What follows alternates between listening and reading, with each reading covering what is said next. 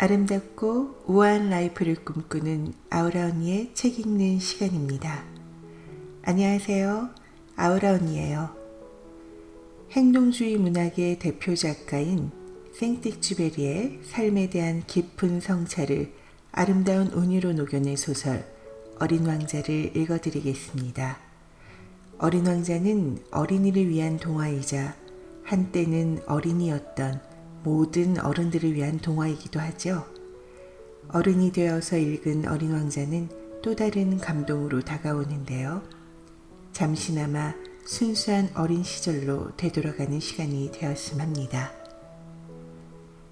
어린 왕자 생텍쥐베리. 내 나이 6살 적에 한 번은 체험담이라고 부르는 천여림에 관한 책에서 멋있는 그림 하나를 보았다. 보아뱀 한 마리가 맹수를 삼키고 있는 그림이었다. 그걸 옮겨놓은 그림이 위에 있다. 그 책에 이런 말이 있었다. 보아뱀은 먹이를 씹지 않고 통째로 삼킨다.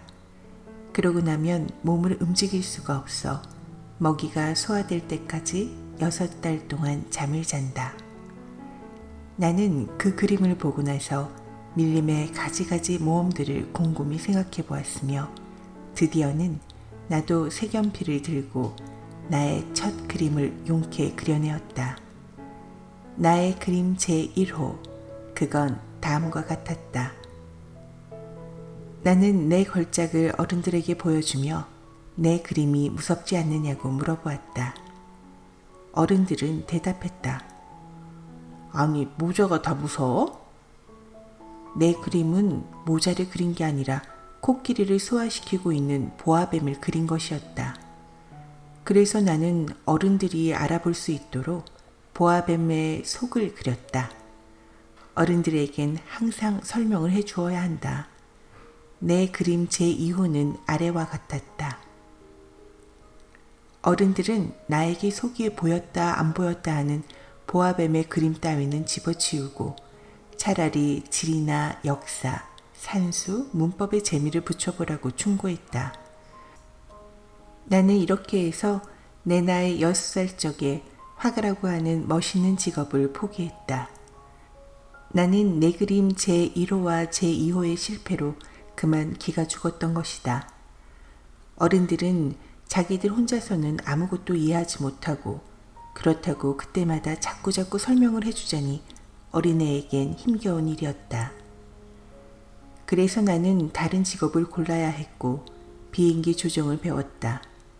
나는 세계의 여기저기 제법 많은 곳을 날아다녔다.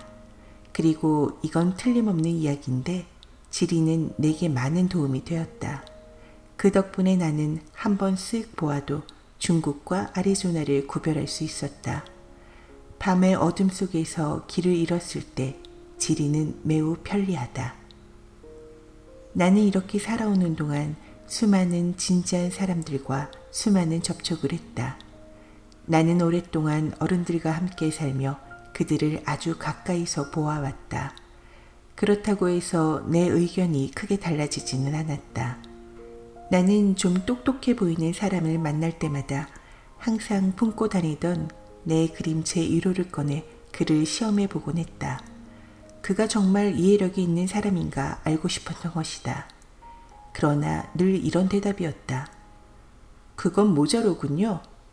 그러면 나는 보아뱀 이야기도 천여림 이야기도 별 이야기도 꺼내지 않았다. 나는 그가 알아들을 수 있도록 트럼프 이야기, 골프 이야기, 정치 이야기, 넥타이 이야기를 했다. 그러면 그 어른은 그만큼 분별 있는 사람을 하나 알게 되었다고 아주 흐뭇해하는 것이었다. 나는 이렇게 진심을 털어놓고 이야기할 사람도 없이 혼자 살아오던 끝에 6년 전 사하라 사막에서 비행기 사고를 만났다. 모터에서 무언가가 부서진 것이다. 기관사도 승객도 없었던 터라 나는 그 어려운 수리를 혼자서 감당해 볼 작정이었다. 나로서는 죽느냐 사느냐 하는 문제였다. 가진 것이라고는 겨우 일주일 동안 마실 물밖에 없었다. 첫날 저녁 나는 따라서 사람이 사는 곳에서 사방으로 수천 마일 떨어진 사막 위에 누워 잠이 들었다. 넓은 바다 한가운데서 뗏목을 타고 흘러가는 난파선의 뱃사람보다도 나는 훨씬 더 외로운 처지였다. 그러니 해 뜰 무렵 이상한 작은 소리가 나를 불러 깨웠을 때 내가 얼마나 놀랐겠는가. 그 소리는 이렇게 말했다. 저 양 한 마리만 그려줘요. 뭐? 양 한 마리만 그려줘. 나는 벼락이라도 맞은 듯 벌떡 일어섰다. 나는 눈을 비비고 주위를 잘 살펴보았다. 아주 신기한 어린이가 엄숙하게 나를 바라보고 있었다. 여기 그의 초상화가 있다. 이 그림은 내가 훗날 그를 모델로 그린 그림 중에서 가장 훌륭한 것이다. 그러나 내 그림이 그 모델만큼 멋있으려면 아직 멀었다. 그렇다고 내 잘못이 아니다.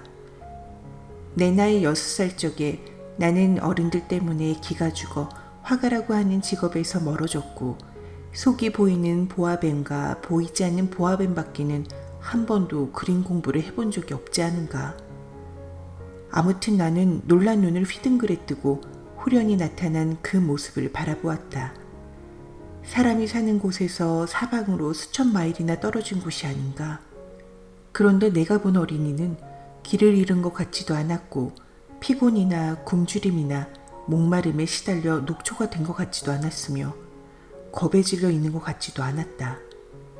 사람이 사는 곳에서 사방으로 수천 마일 떨어진 사막 한가운데서 길을 잃은 어린아이의 모습이 전혀 아니었다.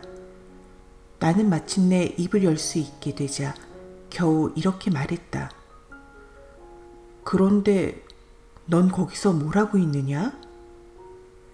그러나 그 애는 무슨 중대한 일이나 되는 것처럼 아주 천천히 같은 말을 되풀이했다. 저 양 한 마리만 그려줘요. 괴상한 일은 너무 깜짝 놀랄 정도가 되면 감히 거역하지 못하는 법이다. 따라서 사람들이 사는 곳으로부터 사방으로 수천 마일이나 떨어진 데서 죽음이 어른거리는 판에 그것이 여간 터무니없는 일이 아니라고 생각하면서도 나는 주머니에서 종이와 만년필을 꺼냈다. 하지만 나는 그때 무엇보다도 내가 지리와 역사와 산수와 문법을 공부했다는 생각이 나서 그 어린이에게 그림을 그릴 줄 모른다고 말했다. 괜찮아요. 양 한 마리만 그려줘요. 나는 한 번도 양을 그려본 적이 없기 때문에 내가 그릴 수 있는 오직 2가지 그림 중에서 하나를 그에게 다시 그려주었다. 속이 보이지 않는 보아뱀의 그림을. 그런데 놀랍게도 그 어린이는 이렇게 대답하는 것이었다. 아니야. 난 보아뱀의 뱃속에 있는 코끼리는 싫어. 보아뱀은 아주 위험하고 코끼리는 아주 거추장스러워. 내가 사는 데는 아주 작거든. 나는 양을 갖고 싶어. 양 한 마리만 그려줘. 그래서 나는 이 양을 그렸다. 그는 조심스럽게 살펴보더니 아니야, 이건 벌써 몹시 병들었는걸? 다른 걸로 하나 그려줘. 나는 이 그림을 그렸다. 내 친구는 얌전하게 미소 짓더니 너그럽게 말했다. 아이 참, 이게 아니야. 이건 순양이야. 뿌리도 없고. 그래서 나는 이 그림을 그렸다. 그러나 이건 역시 먼저 그림들처럼 퇴짜를 맞았다. 이건 너무 늙었어. 나는 오래 살 수 있는 양이 있어야 해요. 그때 나는 모터를 분해할 일이 우선 급해 참지를 못하고 아무렇게나 쓱쓱 그어댔는데 그게 이 그림이었다. 그리고는 던져주며 말했다. 이건 상자야. 내가 갖고 싶어하는 양은 그 안에 들어있어. 그런데 놀랍게도 이 어린 심판관의 얼굴이 환하게 밝아지는 것이 아닌가? 내가 원한 건 바로 이거야. 이 양을 먹이려면 풀이 좀 많이 있어야겠지요? 왜? 내가 사는 곳은 아주 작아서. 그거면 아마도 충분할 거야. 내가 그려준 건 아주 조그만 양이거든. 그는 고개를 숙이고 그림을 바라보았다. 그렇게 작지도 않은데? 이것 봐. 잠이 들었어. 나는 이렇게 해서 어린 왕자를 알게 되었다. 그가 어디서 왔는지를 아는 데는 오랜 시간이 걸렸다. 어린 왕자는 내게 여러 가지 질문을 하면서도 내 질문은 전혀 귀담아 듣는 것 같지도 않았다. 어쩌다 우연히 흘려들어온 말을 듣고 나는 차츰차츰 모든 것을 알게 되었다. 가령 그가 처음으로 내 비행기를 보았을 때 나에게 이렇게 물었다. 이 물건은 뭐야? 이건 물건이 아니야. 이건 날아다니는 거야. 비행기야, 내 비행기. 나는 내가 날아다닌다는 걸 그에게 알려주는 것이 자랑스러웠다. 그러자 그는 큰 소리로 외쳤다. 아니, 아저씨가 하늘에서 떨어졌어? 그래, 나는 겸손하게 대답했다. 아, 그거 참 신기하다. 그리곤 어린 왕자가 아주 귀엽게 웃음을 터뜨리는 바람에 나는 몹시 화가 났다. 나는 다른 사람들이 내 불행을 진지하게 여겨주기를 바란다. 이어서 그는 덧붙여 말했다. 그럼 아저씨도 하늘에서 왔구나? 어느 별에서 왔어? 나는 그 말을 듣자마자 수수께끼 같은 그의 존재에 한 줄기 희미한 실마리가 잡히는 것 같아 다그쳐 물어보았다. 그럼 넌 다른 별에서 왔구나? 그러나 그는 대답하지 않았다. 내 비행기를 바라보며 그는 가만히 고개를 끄덕였다. 그렇겠지. 저걸 타고서야 그렇게 먼 곳에서 올 수는 없지. 그리고 그는 오랫동안 생각에 잠겨 있었다. 이윽고 그는 호주머니에서 양을 꺼내 들고 그 보물을 몰두하며 들여다보았다. 그 알듯 말듯한 다른 별들이라는 이야기를 듣고 내 호기심이 얼마나 컸겠는가. 그래서 나는 좀 더 깊이 알아보려고 애를 썼다. 넌 어디서 왔니? 얘야, 네가 사는 곳이란 데가 어디니? 내 양을 어디로 데려가려는 거니? 그는 생각에 잠겨 한동안 말이 없더니 이렇게 대답했다. 잘 됐어. 아저씨가 준 상자는 밤이면 양의 집으로 쓸 수도 있겠는데? 물론이지. 그리고 내가 얌전히 굴면 낮에 양을 묶어둘 수 있는 고삐도 하나 줄게. 말뚝도 주고. 내 제안에 어린 왕자는 충격을 받은 것 같았다. 묶어도? 참 괴상한 생각이다. 그렇지만 묶어두지 않으면 아무데나 돌아다니다가 길을 잃을 거야. 그 말에 내 친구는 다시 한번 웃음을 터뜨렸다. 아니, 가보아야 어디로 간다는 거예요? 어디든지 제 앞으로 곧장. 그러자 어린 왕자가 엄숙하게 말했다. 괜찮아요. 내가 사는 곳은 아주 작은 곳인데요, 뭐. 그리고는 어딘지 좀 우울한 목소리로 덧붙였다. 제 앞으로 곧장 가봐야 별로 멀리 갈 수는 없어. 나는 이렇게 해서 아주 중요한 두 번째 것을 알게 되었다. 그것은 어린 왕자가 태어난 별이 겨우 집 한 채보다 클까 말까 하다는 것이다. 그게 그렇게 놀라운 일은 아니었다. 지구, 화성, 금성 이렇게 이름이 붙은 큰 행성들 외에도 때로는 망원경으로도 잘 보이지 않을 만큼 아주 작은 다른 별들이 수백 개도 더 있다는 것을 나는 알고 있었다. 천문학자가 이런 별을 하나 발견하면 이름 대신 번호를 붙여준다. 예를 들어 소행성 3251이라고 부른다. 나는 어린 왕자가 소행성 B612에서 왔다고 생각하는데 거기에는 그럴 만한 이유가 있다. 이 소행성은 1909년 터키의 어느 천문학자가 단 한 번 망원경으로 보았을 뿐이다. 그때 이 천문학자는 국제천문학회에서 자기가 발견한 것에 대해 어마어마한 발표를 했다. 그러나 그가 입은 옷 때문에 누구 하나 그의 말을 믿는 사람이 없었다. 어른들은 이렇다. 소행성 B612의 명성을 위해서는 참으로 다행스럽게 터키의 한 독재자가 자기 백성들에게 유럽식으로 옷을 입지 않으면 사형에 처한다고 명령을 내렸다. 그 천문학자는 1920년에 아주 맵씹는 양복을 입고 발표를 다시 했다. 이번에는 모두 그의 의견을 받아들였다. 내가 소행성 B612에 관해 이렇게 낱낱이 이야기를 하고 그 번호까지 털어놓은 것은 다 어른들 때문이다. 어른들은 숫자를 좋아한다.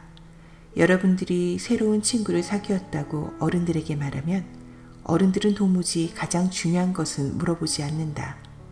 그 애의 목소리는 어떠냐, 그 애는 무슨 놀이를 좋아하느냐, 그 애도 나비를 채집하느냐? 절대로 이렇게 묻는 법이 없다. 그 앤 나이가 몇이지? 형제들은 몇이나 되고? 몸무게는 얼마니? 그의 아버지는 얼마나 벌어? 항상 이렇게 묻는다. 이렇게 묻고 나서야 어른들은 그 친구를 속속들이 알고 있다고 생각한다. 만일 여러분이 나는 아주 아름다운 장밋빛 벽돌집을 보았는데요. 창문에 제라늄이 있고 지붕 위에 비둘기가 있고 이런 식으로 어른들에게 말한다면 어른들은 그 집을 상상해내지 못할 것이다. 그들에겐 나는 10만 프랑짜리 집을 보았어요 라고 말해야 한다. 그때야 비로소 그들은 소리친다. 얼마나 아름다울까? 그러니 여러분들이 어린 왕자가 있었다는 증거는 그 애가 멋있었다는 것이고 그 애가 웃었다는 것이고 그 애가 양을 갖고 싶어 했다는 것이다. 누군가가 양을 갖고 싶어 한다면 그것은 그 사람이 살아있다는 증거다 라고 어른들에게 말한다면 그들은 어깨를 으쓱하며 여러분들을 어린아이로 취급할 것이다. 그러나 그는 소행성 B612로부터 왔다고 말하면 어른들은 곧 알아듣고 질문 따위를 늘어놓아 여러분들을 귀찮게 하지 않을 것이다. 어른들은 이렇다. 그들을 탓해서는 안 된다. 어린이들은 어른들에게 아주 너그러워야 한다. 그러나 삶을 이해하고 있는 우리들은 물론 숫자 같은 것은 우습게 여긴다. 나는 이 이야기를 선녀 이야기식으로 시작했더라면 좋았을 텐데. 나는 이렇게 이야기했더라면 좋았을 텐데. 옛날에 자기보다 조금 클까 말까한 별에 어떤 왕자가 하나 살고 있었는데 그는 친구가 갖고 싶어서 삶을 이해하는 사람들의 눈에는 이런 식의 이야기가 훨씬 더 진실하게 보였으리라. 그러나 내가 그렇게 이야기하지 못한 것은 다른 사람들이 내 책을 가볍게 읽는 것이 싫기 때문이다. 이제 그 추억을 이야기하려니 슬픔이 그렇기도 하다. 내 친구가 양을 가지고 떠난 지도 언 6년이 되었다. 내가 여기에 다 그 모습을 그리려고 애쓰는 것은 그 애를 잊어버리지 않기 위해서이다. 친구를 잊어버린다는 것은 슬픈 일이다. 그러나 다 그 친구를 가졌던 것은 아니다. 그리고 나도 숫자밖에는 관심이 없는 어른들처럼 되어버릴지도 모른다. 내가 이제 다시 그림 물감 한 갑과 연필 몇 자루를 사온 것은 이것 때문이다. 내 나이 6살 적에 속이 보이는 보아뱀과 속이 보이지 않는 보아뱀의 그림 외에는 전혀 손대보지 못한 내가 이 나이에 다시 그림을 시작한다는 건 힘든 일이다. 나는 물론 힘이 닿는 한 그의 모습과 가장 비슷한 초상화를 그리려고 노력하겠다. 그러나 성공할 수 있을지는 정말 자신이 없다. 어떤 그림은 그런대로 괜찮지만 어떤 그림은 아주 다른 것이 되어버린다. 키를 어림잡는데도 좀 서투르다. 이쪽 어린 왕자는 너무 크고 저쪽은 너무 작다. 옷 색깔을 놓고도 역시 망설여진다. 그래서 나는 되건 안 되건 이렇게 저렇게 더듬어 본다. 필경은 아주 중요한 부분에 가서 잘못을 저지를 것만 같다. 그래도 나를 용서해 주어야 한다. 내 친구는 아무런 설명도 해주지 않았다. 어쩌면 내가 자기와 같으리라고 생각했던가 보다. 그러나 불행하게도 나는 상자를 통하여 그 속에 있는 양을 볼 줄 모른다. 어쩌면 나도 얼마큼은 어른들처럼 되어버린 것 같다. 아마 늙어버렸나 보다. 나는 하루하루 그의 별이라든지 그 별을 떠나온 이야기라든지 그의 여행이라든지 하는 것들에 대해 얼마큼씩 알게 되었다. 그것은 아주 천천히 생각을 이리저리 굴리던 끝에 어쩌다 그렇게 된 것이다. 사흘째 되는 날 내가 바오밥 나무의 비극을 알게 된 것도 이런 식이었다. 이번에도 역시 양의 도움이 컸다. 왜냐하면 갑자기 어린 왕자가 무슨 대단한 의문에라도 사로잡힌 듯 내게 질문을 해온 것 때문이다. 양들이 작은 떨기나무를 먹는다는 게 정말이죠? 그럼 정말이야. 아, 그럼 됐네. 양이 작은 떨기나무를 먹는다는 게 왜 그렇게 중요한 일인지 나는 알 수가 없었다. 그러나 어린 왕자는 덧붙였다. 그러면 양들은 바오밥 나무도 먹겠네요? 나는 어린 왕자에게 바오밥 나무는 작은 떨기나무가 아니라 교회당만큼 커다란 나무이며 코끼리 한 부대를 몰고 간다 해도 바오밥 나무 하나를 해내기가 힘들 것이라고 일러주었다.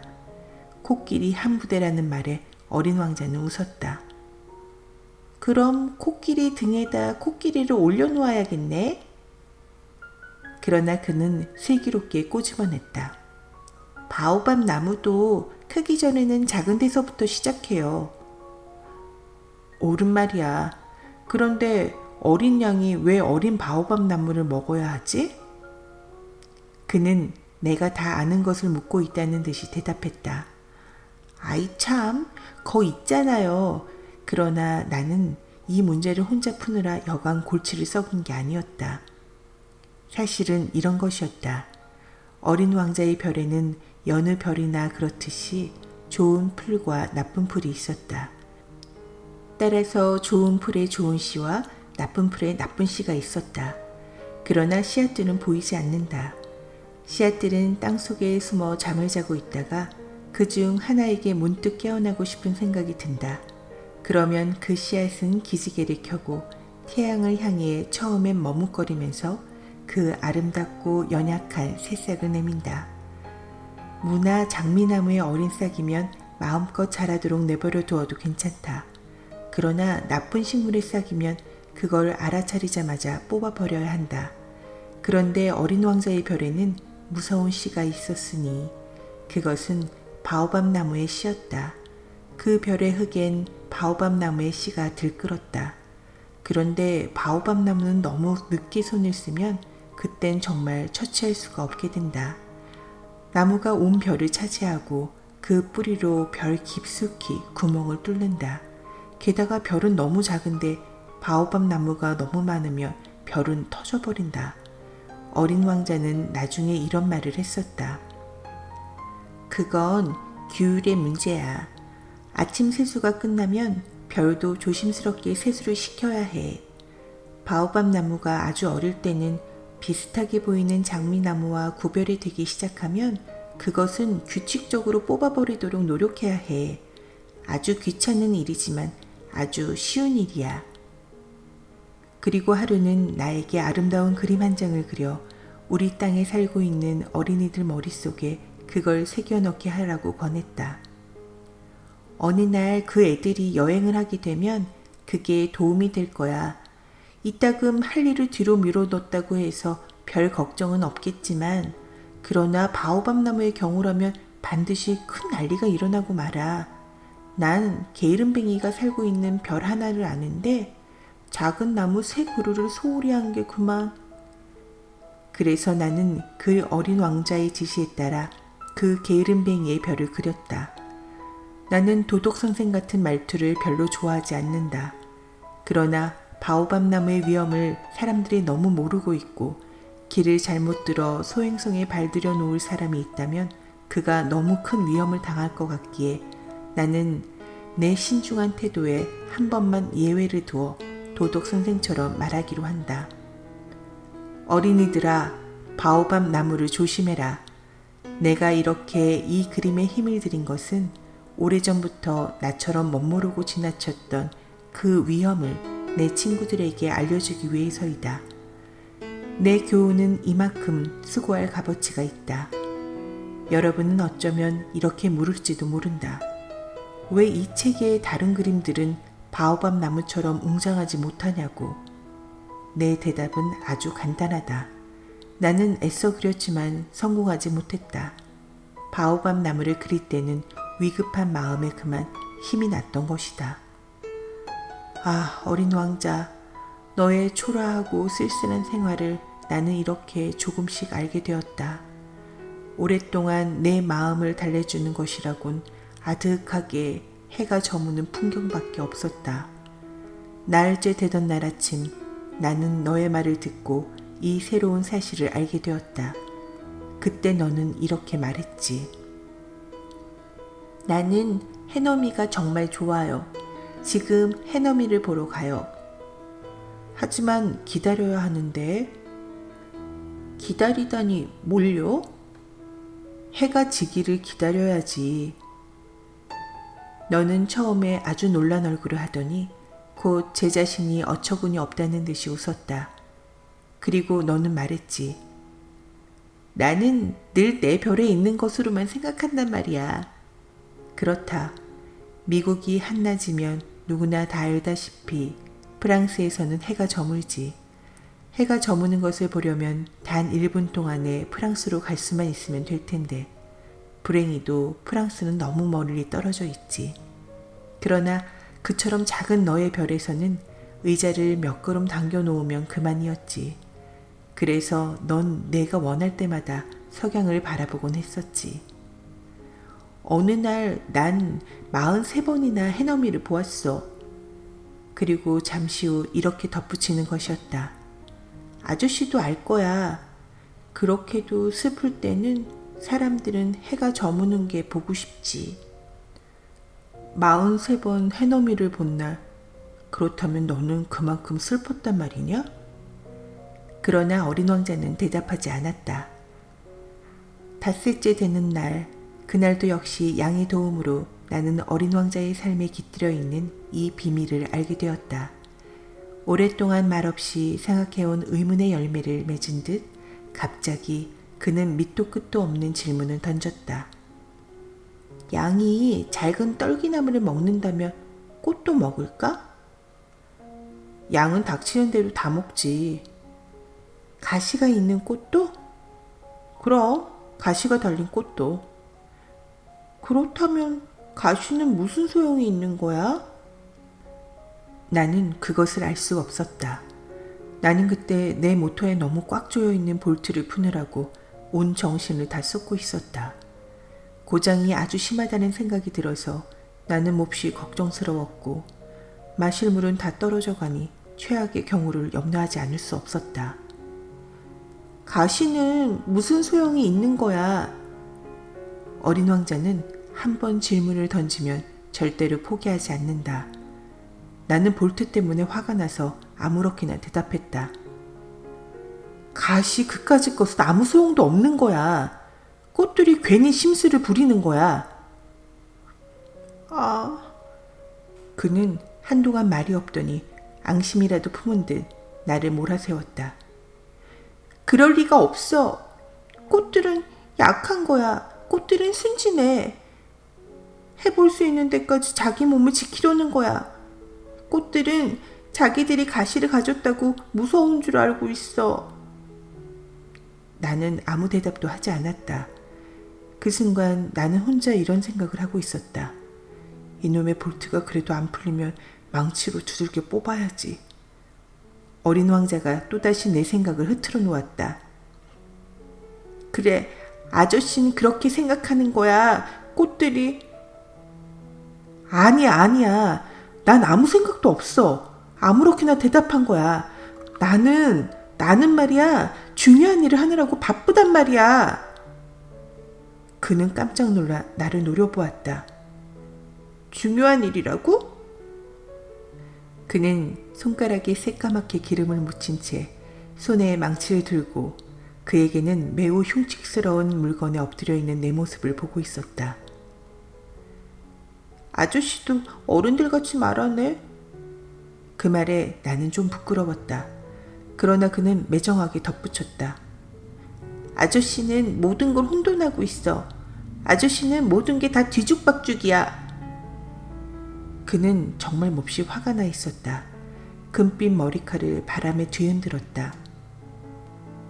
내가 아는 별에 얼굴이 시뻘건 어른이 살고 있어요. 그는 꽃 한 송이 향기를 맡은 적도 없고 별 하나 바라본 적도 없고 누구 한 사람 사랑해 본 적도 없어요. 덧셈 받기는 다른 일은 한 적이 없어요. 그리고는 하루 종일 아저씨 같은 말만 되풀이한다고요. 나는 중요한 일을 하는 사람이야. 나는 중요한 일을 하는 사람이야. 그리고는 으스댄다고요. 하지만 그건 사람이 아니야. 그건 버섯이야. 뭐라고? 버섯이야. 어린 왕자는 화가 나서 이제 얼굴이 하얗게 질렸다. 수백만 년 전부터 꽃들은 가시를 만들어 왔어. 수백만 년 전부터 양은 바로 그 꽃들을 먹어왔고, 그럼 왜 꽃들은 아무 소용도 없는 가시를 만드느라 그렇게 고생을 하는지 그걸 알아본다는 것이 그래 중요한 일이 아니란 말이야? 양과 꽃들의 전쟁은 중요한 일이 아니냔 말이야. 그 뚱뚱하고 시뻘건 어른의 덧셈보다 더 중요하고 진지한 일이 아니란 말이야? 내 별을 떠나선 어디를 가도 찾아볼 수 없는 이 세상에 단 한 송이밖에 없는 꽃을 생각해봐요. 어느 날 아침 조그만 양이 뭣도 모르고 이렇게 단숨에 없어버릴지도 모르는 그 꽃을 내가 사랑한다고 해봐요. 그런데 그게 중요한 일이 아니란 말이야? 그는 얼굴이 빨개져가지고 말을 이었다. 수백만 또 수백만이 넘는 별들 속에 그런 종류로는 단 한 송이밖에 없는 꽃을 누군가가 사랑한다면 그 사람은 별들을 바라보기만 해도 행복할 거야. 저 하늘 어딘가엔 내 꽃이 있겠지. 이렇게 혼자 말하겠지. 그런데 양이 그 꽃을 먹어버리면 어떻게 되겠어요? 그에겐 그 모든 별들이 갑자기 꺼져버리는 것 같을 거야. 그래도 그게 중요한 일이 아니란 말이야? 그는 더 말을 잇지 못했다. 그는 갑자기 흐느껴 울기 시작했다. 어둠이 깔려 있었다. 나는 내 연장들을 던져두었다. 나는 망치도 나사도 목마름도 죽음도 안중에 없었다. 어떤 별 어떤 행성 위에 나의 별인 이 지구 위에 달래줘야 할 어린 왕자가 하나 있다. 나는 그를 팔로 감싸 안았다. 그를 조용히 흔들어 달랬다. 나는 그에게 말했다. 내가 사랑하는 꽃은 이제 위험하지 않아. 양의 입에 씌우도록 내가 부리망을 하나 그려줄게. 내 꽃을 위해 내가 갑옷도 하나 그려줄게. 나는 더 이상 무엇을 말해야 할지 너무나 알 수 없었다. 난 내가 아주 서툰 것 같았다. 어떻게 해야 그를 달랠 수 있는지, 어디를 가야 그의 마음을 다시 잡을 수 있는지 나는 알 수 없었다. 눈물의 나라, 그건 그렇게도 신비롭다. 나는 곧 그 꽃을 더 잘 알게 되었다. 어린 왕자의 별에는 전부터 아주 소박한 꽃들이 있었다. 홑 꽃잎을 한 이 꽃들은 별로 큰 자리를 차지하는 것도 아니고 누구의 마음을 설레게 하는 것도 아니었다. 하루아침에 풀 속에 나타났다가 저녁이면 조용히 사그라들었다. 그런데 어디서 날아왔는지 알 수 없는 씨앗 하나에서 어느 날 그 꽃이 싹을 텄고 어린 왕자는 다른 싹과 닮지 않은 이 어린 나무를 아주 가까이서 살폈다. 어쩌면 새로운 종류의 바오밥 나무인지도 모른다. 그러나 이 어린 나무는 이내에 자라는 것을 멈추고 꽃을 준비하기 시작했다. 어린 왕자는 그 커다랗게 자리 잡는 꽃망울을 지켜보며 곧 어떤 기적이 나타나리라고 생각했다. 그러나 꽃은 그 초록의 방에 숨어 계속 아름다움을 가꾸고 있었다. 정성 들여 색깔을 골랐다. 꽃은 천천히 옷을 입고 꽃잎을 하나하나 가다듬었다. 그 꽃은 개 양귀비처럼 아무렇게나 차리고 나타나려 하지 않았다. 아름다운 빛이 흘러 넘칠 때에야 나타나고 싶어 했다. 그래, 정말 멋쟁이 꽃이었어. 신비로운 화장은 그래서 몇 날 며칠이 걸렸다. 드디어 어느 날 아침, 바로 해가 뜨는 시각에 그 꽃은 제 모습을 드러냈다. 그리고 그 꽃은 아주 꼼꼼하게 화장을 했으면서도 하품을 하며 이렇게 말했다. 아, 전 이제 겨우 일어났어요. 미안해요. 아직 머리도 온통 헝클어져 있고. 그러나 어린 왕자는 감탄을 누를 수가 없었다. 참 아름다워요. 그렇죠? 꽃이 부드럽게 대답했다. 그리고 전 햇님과 함께 태어났어요. 어린 왕자는 그 꽃이 별로 겸손하지 못하다는 걸 알아차렸다. 그러나 그만큼 마음을 설레게 할 꽃이 아닌가? 꽃은 이내 말을 이었다. 지금쯤 아침 식사 시간이 아닐까요? 친절을 베풀어 제 생각을 좀 해주시겠어요? 그 말에 어린 왕자는 어쩔 줄을 모르며 시원한 물이 담긴 물뿌리기를 찾아다가 꽃의 시중을 들었다. 그 꽃은 이렇게 좀 심술궂은 허영심으로 그를 금방 괴롭혔다. 예를 들어 어느 날은 자기의 가시넷을 내보이며 어린 왕자에게 이런 말을 했다. 호랑이들이 발톱을 가지고 덤벼들지도 몰라요. 이 별에는 호랑이가 없어요. 그리고 호랑이는 풀 같은 것은 먹지도 않아요. 어린 왕자가 반박했다. 전 풀이 아니에요. 꽃이 부드럽게 대답했다. 용서하세요. 호랑이 따윈 무서울 게 없지만 그래도 바람은 끔찍해. 바람막이 가진 것 없어요? 바람이 끔찍하다고? 그렇다면 식물로서는 참 안 됐구나. 어린 왕자는 예사롭게 생각하지 않았다. 이 꽃은 정말 까다롭구나. 저녁엔 유리덮개를 씌워줘요. 당신 별은 아주 추워요. 설비가 엉망이에요. 제가 떠나온 곳은... 그러나 꽃은 거기서 말을 그쳤다. 꽃은 시의 형식으로 이곳에 왔으니 다른 세계를 결코 알 턱이 없는 것이다. 그런 순진한 거짓말을 꾸미다가 들킨 게 부끄러워서 꽃은 잘못을 어린 왕자에게 뒤집어 씌우려고 두세 번 기침을 했다. 바람막이는요? 막 찾으러 가려는데 당신이 말을 하기에... 그러자 꽃은 어찌됐든 어린 왕자를 후회하도록 만들려고 억지 기침을 했다. 이렇게 해서 어린 왕자는 그의 사랑에서 우러나온 착한 마음에도 불구하고 그 꽃을 곧 의심하게 되었다. 별것도 아닌 말을 심각하게 생각했고 그래서 아주 불행하게 되었다. 꽃의 말을 듣는 게 아니었어. 어느 날 그는 내게 속마음을 털어놓았다. 꽃들의 말을 들어서는 안 돼. 그저 바라보고 향기를 맡아야지. 내 꽃은 내 별을 향기롭게 해주었는데 나는 그걸 즐길 줄 몰랐어. 나를 그렇게 화나게 했던 그 발톱 이야기가 내 마음을 푸근하게 할 수도 있었는데. 그는 계속해서 자기의 속마음을 이야기했다. 그때 난 아무것도 알지 못한 거야. 말이 아니라 행동으로 그 꽃을 판단했어야 했는데 그 꽃은 나를 향기롭게 해주고 내 마음을 밝게 해주었어.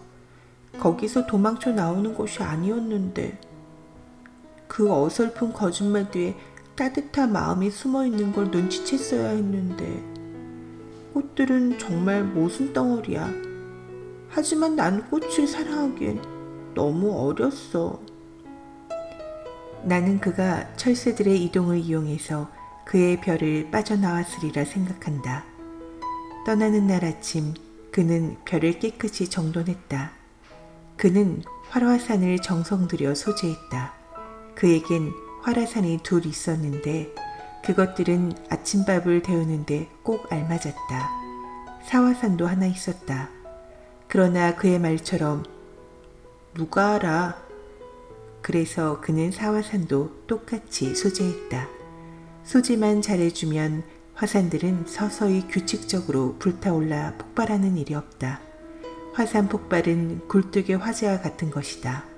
물론 지구 위에 사는 우리들은 너무 작아 화산을 소지할 수 없다. 그래서 우리는 화산 폭발 때문에 자주 곤란한 일을 겪게 되는 것이다. 어린 왕자는 좀 쓸쓸한 마음으로 최근에 돋아난 바오밥 나무의 싹들도 뽑았다. 그는 다시 돌아오게 되지 않으리라 생각하고 있었다. 그러나 손에 익은 그 모든 일들이 그날 아침엔 유난히도 다정하게 느껴졌다. 그리고 마지막으로 꽃에 물을 주고 유리 덮개를 씌워줄 채비를 할 때 그는 울고만 싶었다. 잘 있어요. 그는 꽃에게 말했다. 그러나 꽃은 대답이 없었다. 잘 있어요. 그는 되풀이했다. 꽃은 기침을 했다. 그러나 감기 때문이 아니었다. 내가 바보였어. 이윽고 꽃이 말했다. 용서해줘. 부디 행복하게 지내라. 그는 꽃이 비난을 퍼붓지 않는 것을 보고 놀랐다. 유리덮개를 쳐들고 그는 멍청이 서 있었다. 이렇게 잔잔하고 다정하다니 도무지 이해할 수 없었다. 그래, 난 너를 사랑해. 꽃이 말했다. 넌 그걸 알아차리지 못했어. 내 잘못이지. 그런 건 아무래도 좋아. 하지만 너도 나만큼 바보였어. 부디 행복해라. 그 유리 덮개는 조용히 치워두고 이젠 필요 없어. 하지만 바람이... 나는 그렇게 감기에 잘 걸리지는 않아. 시원한 밤바람이 내게 좋을 거야. 난 한 송이 꽃이야. 하지만 짐승들이... 나비를 보려면 벌레 두세 마리는 견뎌내야지. 나비는 참 아름다운 것 같더라. 그렇지 않으면 누가 날 찾아오겠어. 너는 멀리 있을 거고. 커다란 짐승들이 온데도 난 겁낼 게 없어. 나한텐 발톱이 있으니. 그러면서 그녀는 순진하게 가시 내기를 내보였다. 그리고 덧붙였다. 그렇게 꾸물거리지 말아요. 자꾸 마음이 쓰여. 벌써 떠나기로 결심했잖아. 어서 가요. 꽃은 우는 모습을 보이기 쉽지 않았던 것이다. 그렇게도 오만한 꽃이었다. 그의 별은 소행성 325, 326, 327, 328, 329, 330과 같은 구역에 있었다. 그래서 그는 우선 그 별들을 방문하여 일자리도 찾아보고 견문도 넓히기로 했다.